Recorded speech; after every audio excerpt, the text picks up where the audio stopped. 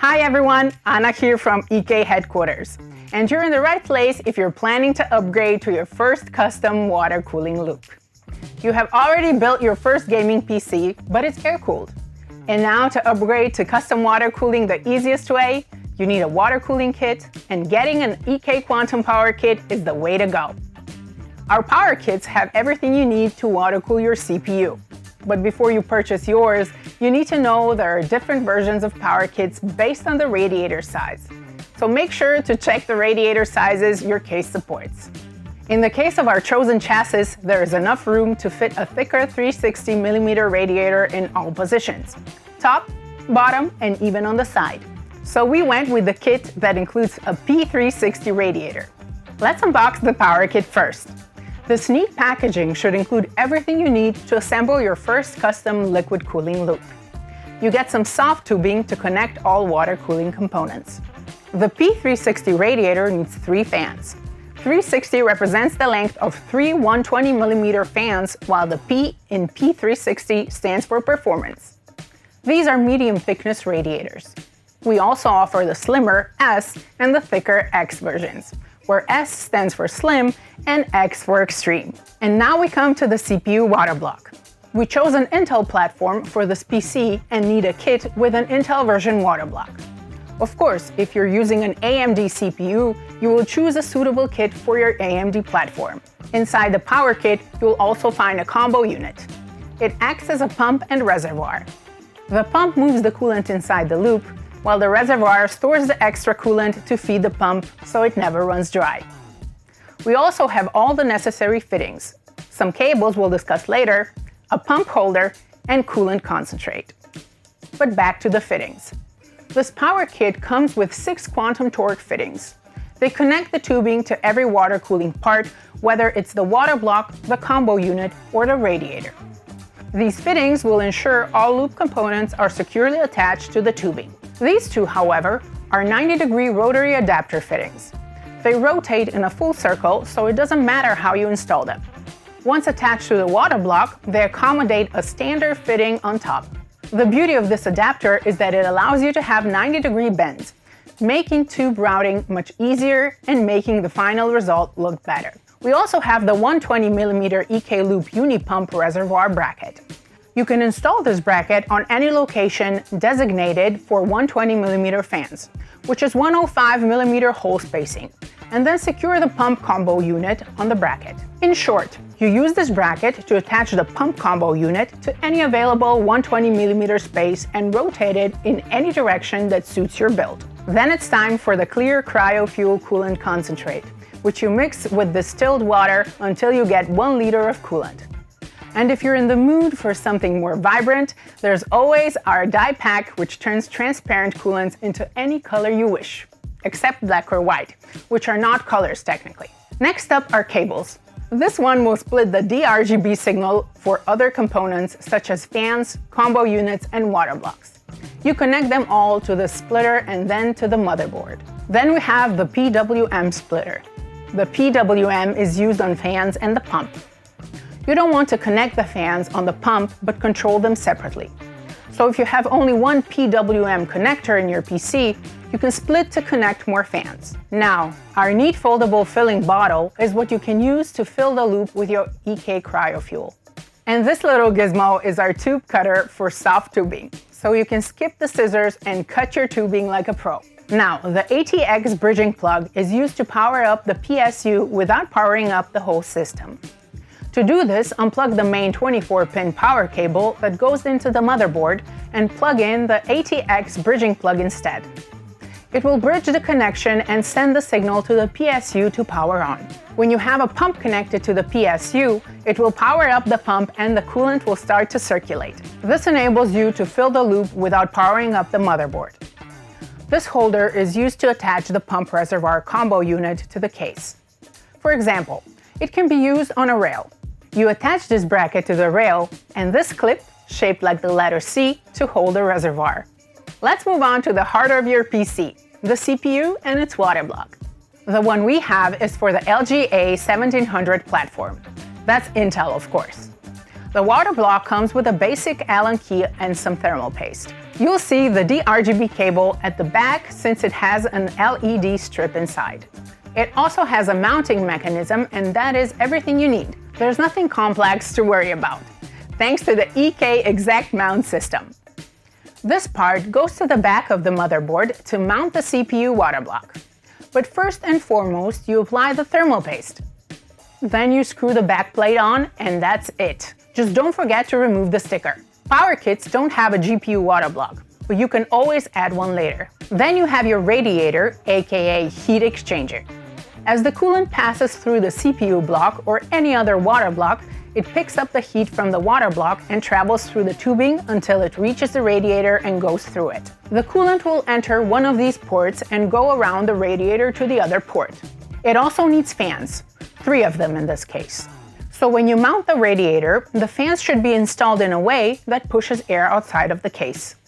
When air passes through the radiator, it picks up heat, and hot air goes outside. This cools the coolant before returning to the CPU block, cooling the CPU itself. But I'm sure you already know all of this. As you can see, the radiator comes with some mounting screws and one bigger Allen key.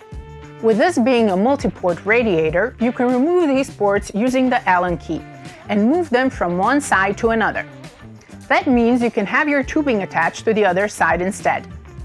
But it all depends on your PC case. Thanks to this flexible radiator, you can use it however you see fit. The Allen key goes inside. You turn it and remove the port. And this here is a port adapter.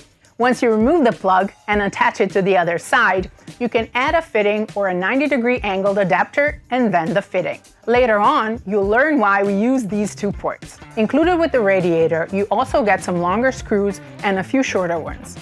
If you're wondering why you need these, the longer screws are used to attach the fans to the radiator, and the shorter ones affix the radiator to the PC case. Now it's time to unbox the pump reservoir combo unit and start the installation process. But I will let my trusty expert colleague do the actual work while I guide you through it.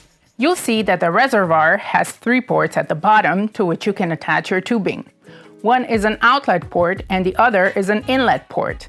The third one on the side is also an inlet. Of course, you will choose which of these 2 ports will act as your inlet. You can even opt for the other 3 ports located on the lid and use one of these as your inlet. Any one of these 5 ports can be used to fill your loop, and then the pump will push the coolant through the outlet port. For example, your tubing can run from here to the CPU block, then to the radiator, and from the radiator back to the combo unit. To achieve this, you need 6 fittings, the exact number you get with this kit. You attach one here, and then the tubing will lead to, let's say, the CPU block. So, if you attach that fitting to the CPU water block, the third one can lead the tubing from the outlet of the CPU block to the radiator where you install the 4th fitting. The 5th one can then be used on the radiator's other port to lead back to one of these inlet ports on the combo unit. And this is where the last fitting is finally attached. This little thingy is a flexible rubber that dampens the pump's vibration, but one is already installed now. So you get your Allen keys, screws, washers, O-ring, and these unusual little tubes. You'll learn later on what those are for. The screws and washers are used on these 4 points to attach the combo unit to the bracket. You will align the holes, use the screws and washers, and mount the combo unit to the bracket. Once the bracket is installed, you can affix the unit to any 120mm designated place. First, open the pump top and remove the anticyclone part inside the combo unit. This prevents the pump from creating a coolant vortex. To use this tube as an anticyclone instead, you need to install and seal it properly.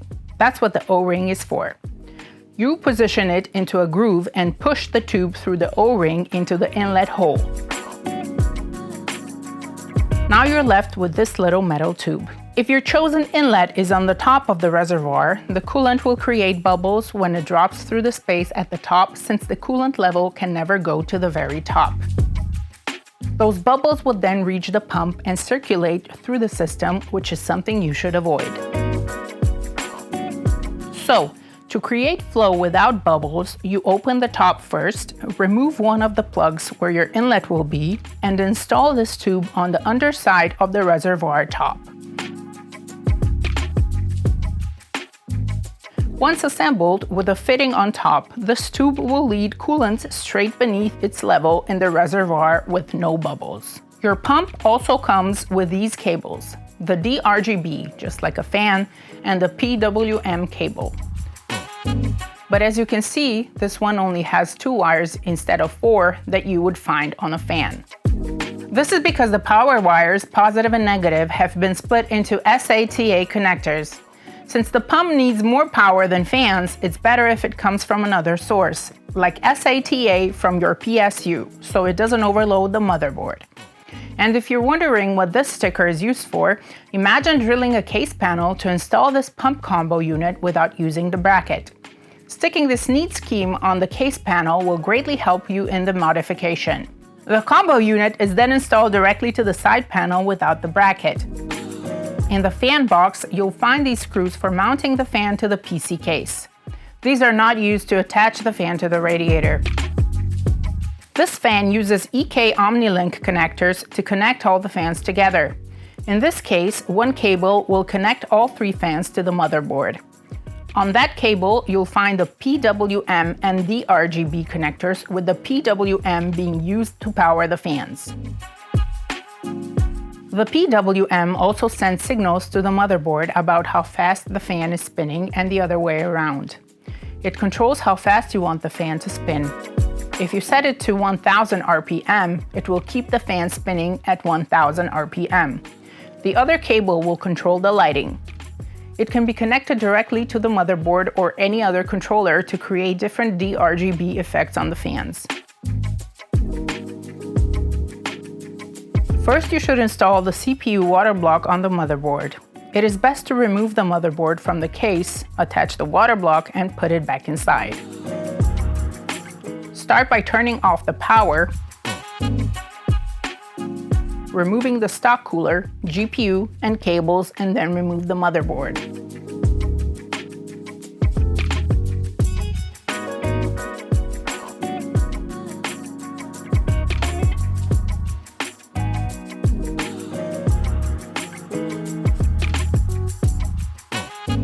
Once you have the motherboard on the table, you can remove the air cooler and the old thermal paste with some alcohol.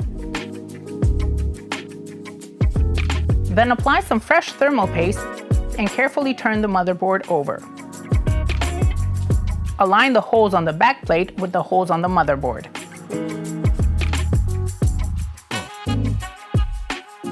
Hold it with one hand and flip it over to install the CPU water block. Screw the backplate on in a cross pattern and tighten it with the Allen key.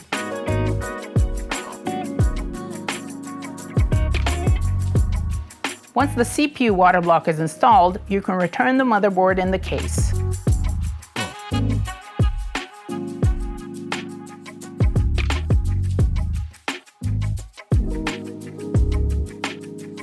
Now, look at where the ATX bridging plug goes.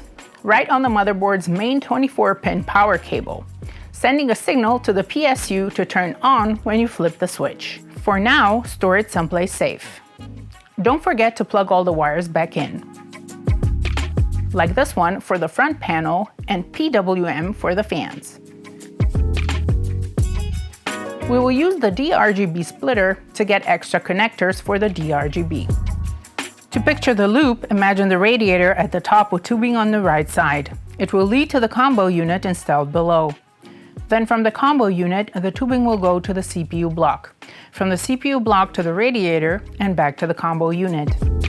And this is how the fans will be oriented. They will pull the air from the bottom and push it through the radiator.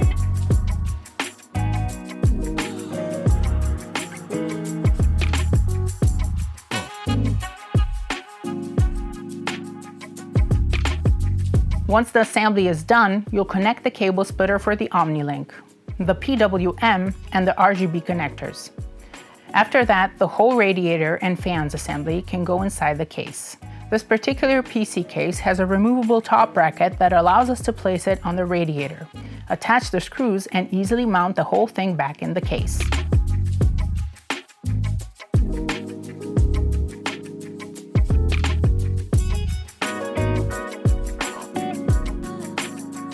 We chose what looks best for our loop, but you can position your radiator however you like. To make things easier, you should pull the cables out at this point. We install the bracket back in and the job is done. If your chassis doesn't have a removable bracket, you will install the radiator fan assembly directly into the case. Now with the radiator and CPU block installed, you can finish your build with the final component, the combo unit. We chose this space at the bottom and we'll use the bracket that comes with the combo. To install the bracket to the pump, use the supplied screws and washers. To mount the bracket to the fan, like we do, use the screws that are provided with the fans. If you will be mounting the bracket to the radiator, then use the radiator screws.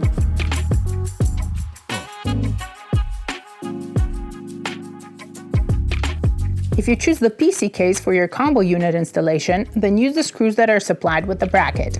But let's show you once again how this loop will run. The coolant will flow from the pump outlet into the CPU inlet, from the CPU outlet into the radiator inlet port, and from the radiator outlet port into the combo unit's inlet. We will start with the 90-degree rotary fitting on the pump outlet to avoid bending the tube too much.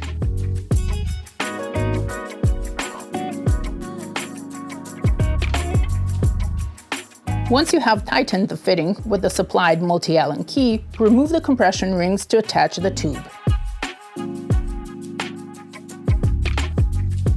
Take the tubing, position it how you see fit, and assess where to make the cut. We always recommend leaving it a bit longer at first. You can easily trim it more later. Check the length and make the final cut. Put the compression rings on the tube to attach it to the fitting's barbed end. Use the tubing's natural curvature in your favor.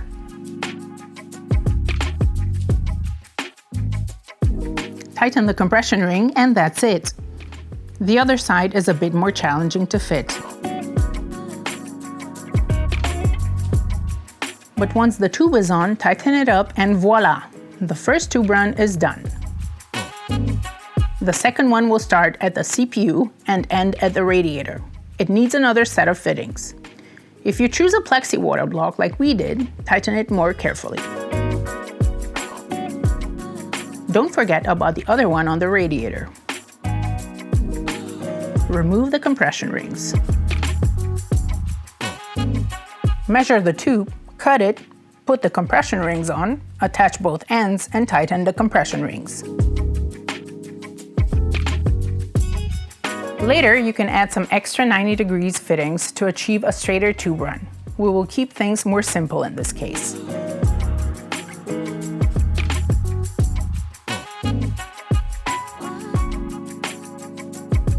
Install the other fitting on the radiator so the tube can go from the radiator to the pump. We use a 90-degree fitting on the pump to better align the tube. The multi-Allen key is used to remove the plug.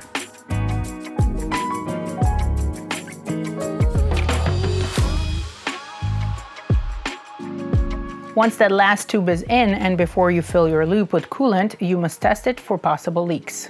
The best and easiest way to go about this is to use our EK Loop Leak Tester, a neat little gadget that allows you to quickly and safely leak test your loop using only air. Just remember that it's not included in the power kit. You have to purchase it separately. You assemble the pump and add the little flexible hose that you can attach to any free port. In our case, it's on the pump unit. The leak tester has a one-way valve. We will apply a pressure of about 0.4 bars and see if the loop holds the air without leaking. If there's a significant leak, you will of course hear the hissing noise, but you can also see it on the gauge. It is best to leave it for about 15 minutes, not more than that. If you leave it longer, the pressure difference in the air will cause a drop. Here we are 15 minutes later with no detected leaks. This loop is now ready for the coolant. Plug the port back in.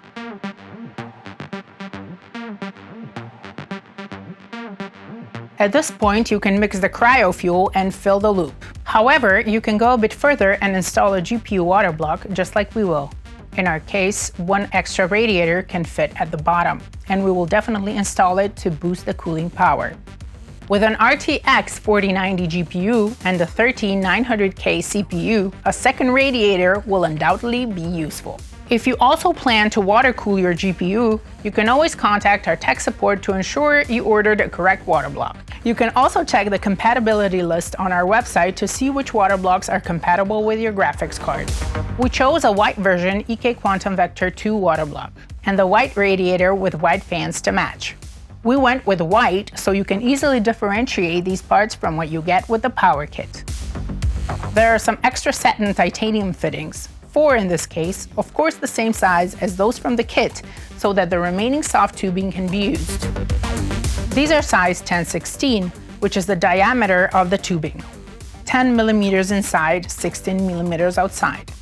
We also have some 90-degree rotary adapters for easier tube routing, just in case.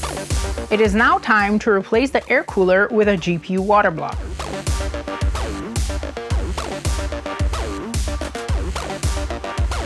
Once we have assembled the radiator with fans, we will install it at the bottom of the case. Our case is water cooling friendly and has another bracket at the bottom.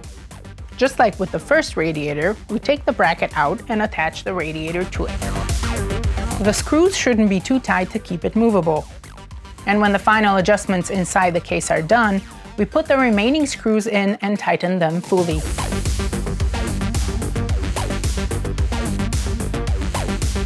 Once the radiator and fans are installed, you can move to the GPU. Our GPU and its water block will be positioned, as you can see, giving the bottom part of the build a white look, while the top part is black.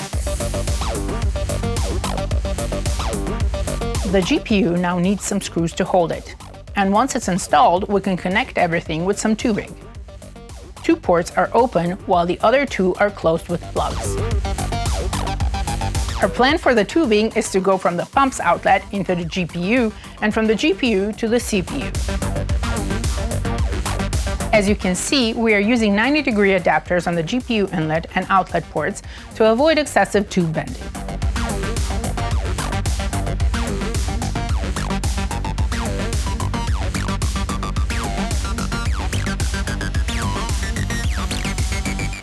We are slightly changing the previous loop to accommodate an additional radiator and GPU water block. Once the GPU block is connected to the CPU block, the tubing is routed to the top radiator, from the top radiator to the bottom one, and from the bottom radiator back to the combo unit. Remember, the component order within the loop is not important. You don't have to connect the radiator directly to the GPU or the GPU to the combo unit. Coolant temperature will always equalize no matter the order of your loop components.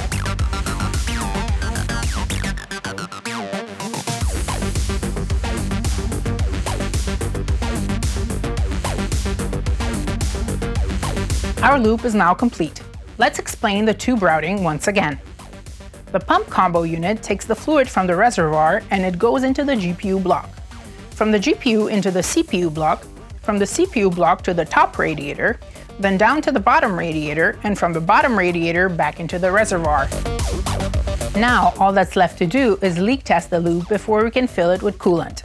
We are now using a free GPU port for leak testing since it's the most convenient one in our case, but it doesn't matter which port you choose. This loop is bigger now and demands more pumping, but the process stays the same. When you reach 0.4 bars, leave it like that for 15 minutes. We checked the gauge 15 minutes later, and our loop held the same pressure. Once the loop is leak tight, you can remove the tester and plug back the port. And now the fun part, filling the loop. This is when you will need that ATX bridging plug. When you turn on the PSU, it will turn on the pump. Our pump is already connected to the power supply and will start running when the PSU is switched on. The coolant concentrate needs a 9:1 ratio to dilute it. We have prepared 900 milliliters of distilled water and 100 milliliters of cryofuel concentrate to combine. This gives you exactly 1 liter of coolant. We will definitely use the whole liter since there are 2 radiators, a combo unit, a CPU block, and the GPU block. But it probably won't be enough, which is why we have an extra liter of coolant prepared.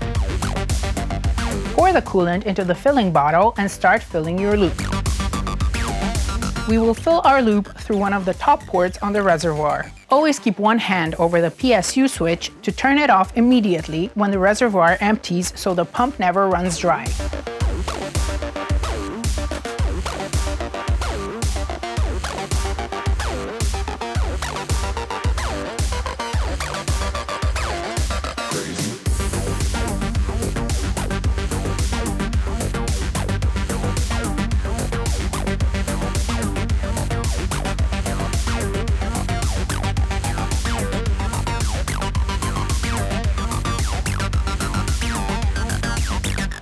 Our loop needed a bit more than 1 liter of coolant, but once it was full, we closed the reservoir and were pretty satisfied with the final result.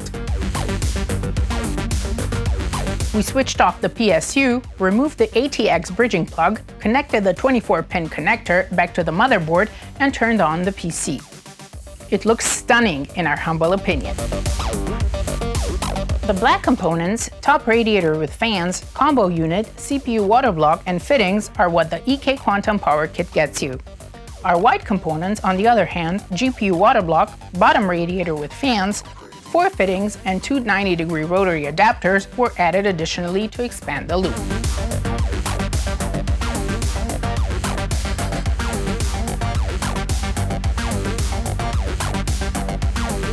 Once you have a setup like this one, you can always choose to switch to hard tubing with a distro plate at some point. Technically, there is not much difference between these two builds, although they differ in appearance. Both have top and bottom radiators with an additional side radiator in the second build and a front distribution plate. The distro plate replaces the combo unit and routes the coolant to every component individually. It also acts as a pump and a reservoir with more volume, so you would need to account for more coolant in that case. You would also have to change the fittings to those for hard tubing. And of course, order the hard tubing. Using EK Matrix 7 compliant components and going for straight horizontal tube runs with no bends is the best choice for a first-time hardline custom build. As you can see, all tubing is straight, and cutting it to length is everything we had to do. The fittings take care of the rest. This hardline build we're showing you is pretty easy to replicate, but if you do happen to encounter an issue or need help with loop planning, you can always reach out to our customer support and they will gladly assist you. They can also provide an exact list of fittings you need for a custom build. Whenever you decide to build a custom loop but need some actionable inspiration, remember our Shop the Loop page. You can recreate any of our sample builds with your hardware, as long as we have a GPU water block you need. Then you can order everything you need for your loop with one click and start building your dream PC. As far as coolant colors go, our dye pack, the one you saw in the Power Kit, has everything you need to achieve your desired color. You can mix the colors inside the bottle before filling the loop or add it to the reservoir once the loop is already running. And that's it for your first custom loop. Subscribe and follow us for more similar content, and don't hesitate to reach out if you have any questions or need assistance.